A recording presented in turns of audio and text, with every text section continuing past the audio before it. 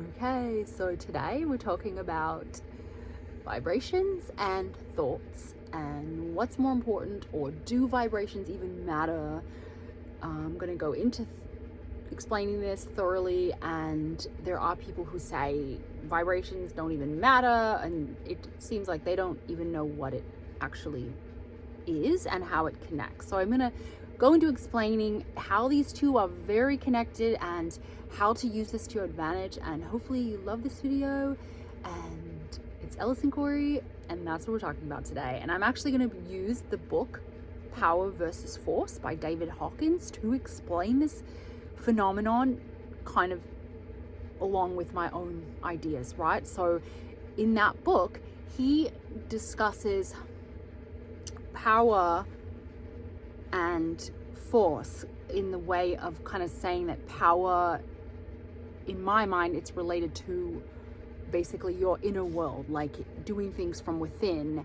And he does talk about like the one consciousness, right? So, and I've explained that before in other videos, like the I am, the one consciousness, right?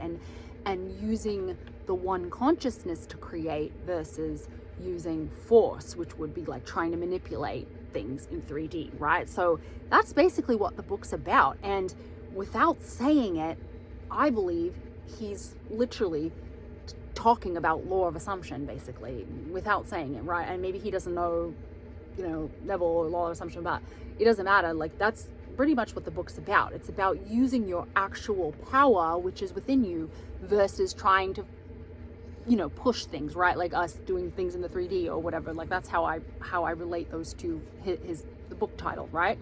So I drew you guys a little chart. Okay, it's kind of way cleaner than the other charts that I've drawn you in the past. So this is the power versus force chart. Gotta get the dog off my arm.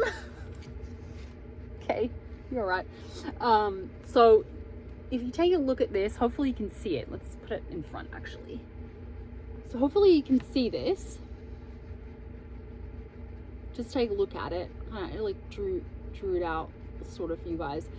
You can notice that at the bottom where the triangle is little, it says contracted, and at the top it says expanded, right? And that's indicated by the triangle shape getting larger at the top.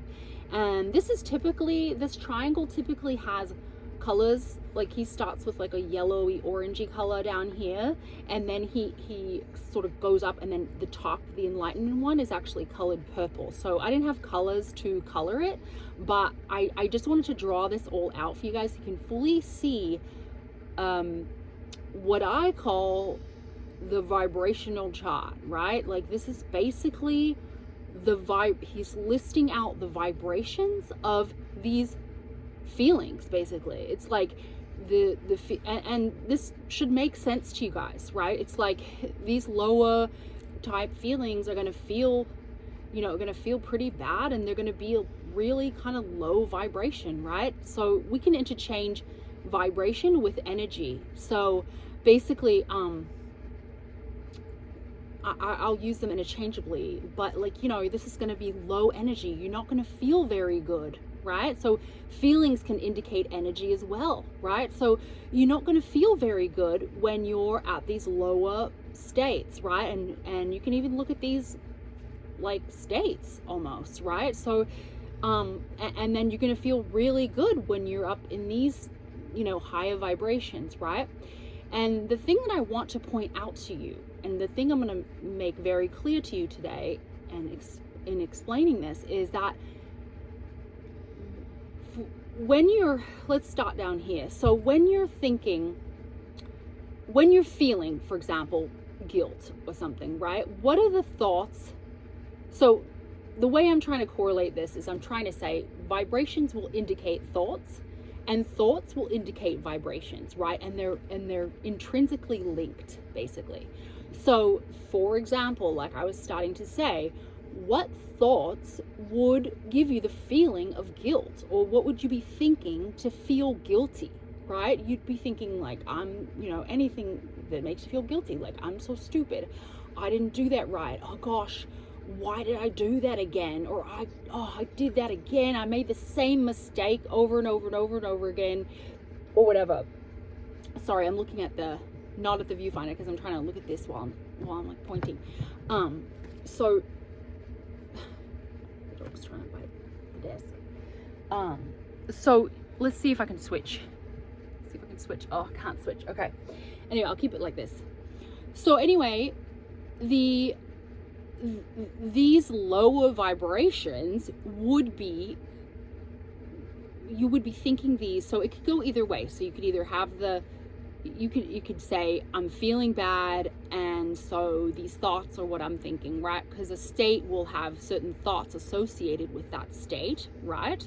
So it's either that way, right? I'm already feeling in a bad feeling state. I'm already not in my, wish fulfilled. I don't feel good. I'm having negative thinking or whatever, and I'm not feeling good. And then that can produce thoughts like this.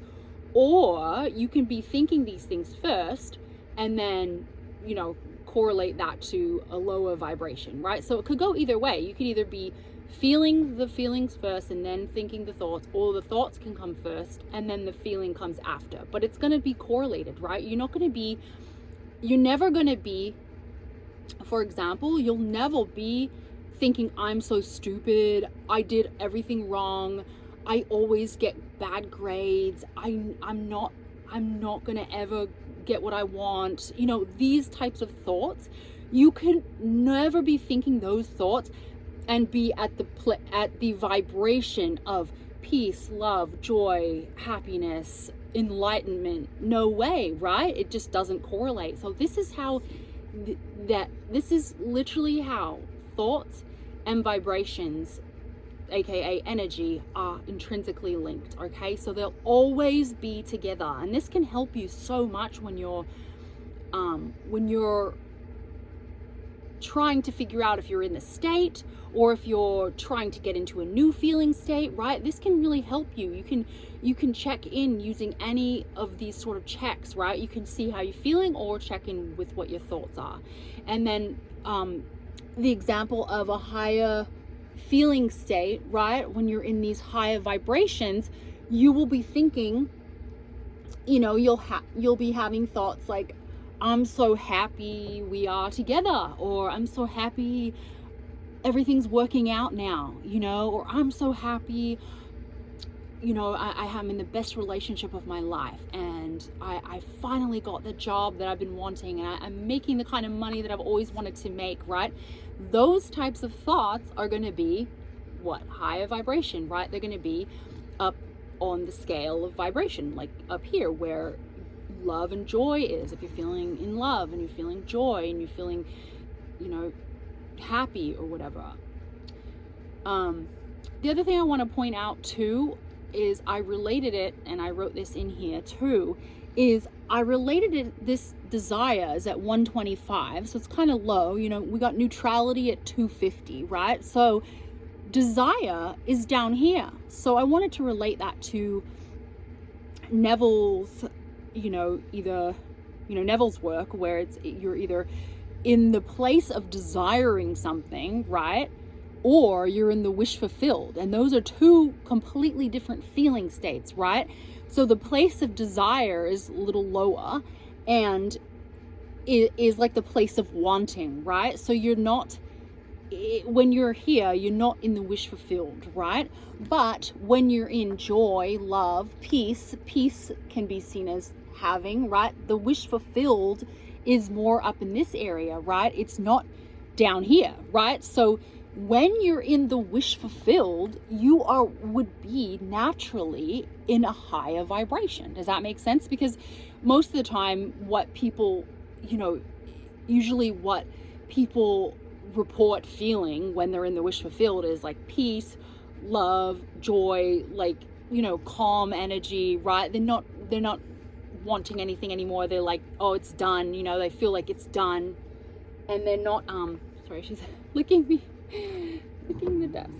Okay, so, and they're not in the wanting anymore, right? They've gone up the scale. They were down here wanting something. This is like when you first want something, you're still in the place of desire, right? And then once you start practicing thoughts, you're practicing different thoughts, like I'm so happy we're together, and I'm so happy I got the house and the job, and I'm the smartest person in my class as I made the best grades. When you are repeating these thoughts, you end up here in the place of like peace, of like relaxation. You don't need anything. It's already done for you, and this is where you want to be. This is the place of the wish fulfilled. So naturally, if you are in the wish fulfilled, or in the state of having your desire, you're going to naturally be of a higher vibration, because you're going to be thinking thoughts that are putting you in a higher vibration. And a lot of people don't realize this. I've heard creators say that vibration doesn't matter, and maybe they just don't want to think about it, but that's fine if they don't want to think about it. But it is intrinsically linked and definitely correlated, and can help you realize if you're in the wish fulfilled or not. So obviously you're going to feel anywhere from elated, excited, happy, to calm, peaceful, chilled out, right? Like that's what people report feeling when they're fully in the wish fulfilled, right? Or dabbling in the wish fulfilled, falling out and getting back in. So I just really wanted to fully kind of really explain this in a unique way for you guys, and this is how I understand it. And I've used this book to understand that vibrations and thoughts definitely go together. I mean, you can practice it right now. You can think, I'm so stupid, or turn it around, think something good, and notice how your feelings change and how you feel better, and you feel like you're higher vibration. And that is exactly what has happened when you start thinking better things. So the other thing I wanted to touch on, I'll drop this for a little while because my hand is getting sore, but I just wanted to say too, when creators, I've heard this before, where creators will say something like, oh, I was crying. Like, I know you don't have to be in a good place. You don't have to be high vibration. You can be just really low vibe. You can be crying and still get what you want. So I know vibrations don't matter. And what I would say to this is, actually, you are naturally in a higher vibration. So if you just had a moment of crying and you still got your manifestation, sorry, the point was that they still got their manifestation when they were crying, right? So the only reason that's true is because naturally they were already in a high vibration when they were crying, right? You can have a bad day or a bad hour or whatever and still be in a naturally higher place, right? So they were already thinking good thoughts. They had implanted good thoughts. They were thinking good thoughts for a while, and then that thing came to fruition, right? And they claim that they were in like a low state, feeling bad, and maybe in that moment they were, but overall they were not. Anyway, the camera died, but I'm really excited about the other channel I'm going to be starting, because I just feel inspired to do it, and it's just going to be about my life, my routines, things like that. People have always commented about how unique my daily routines are, just brain health stuff, and what I feed my dog or what I feed myself. It'll be informative and interesting for people, I think. And it'll be fun for me to do. So I'll let you know when I get that all set up. And I cured my ADD, obviously, with thoughts as well. And thoughts are super powerful and very important. And I start there. But if you're going to be taking actions anyway, I always think make the actions that are going to support you, right? So it's just going to be about routines. And I don't think it's something to ignore, because we do live in an action-based world, right? We live in a physical plane. So it is important to take care of your mind and your body, and treat yourself right, in my opinion. So that's exciting. If you love this video, thumbs me up. And if you love Neville and changing your life and transformation and my unique perspective and law of assumption, stick around. I'd love to have you guys. Bye guys.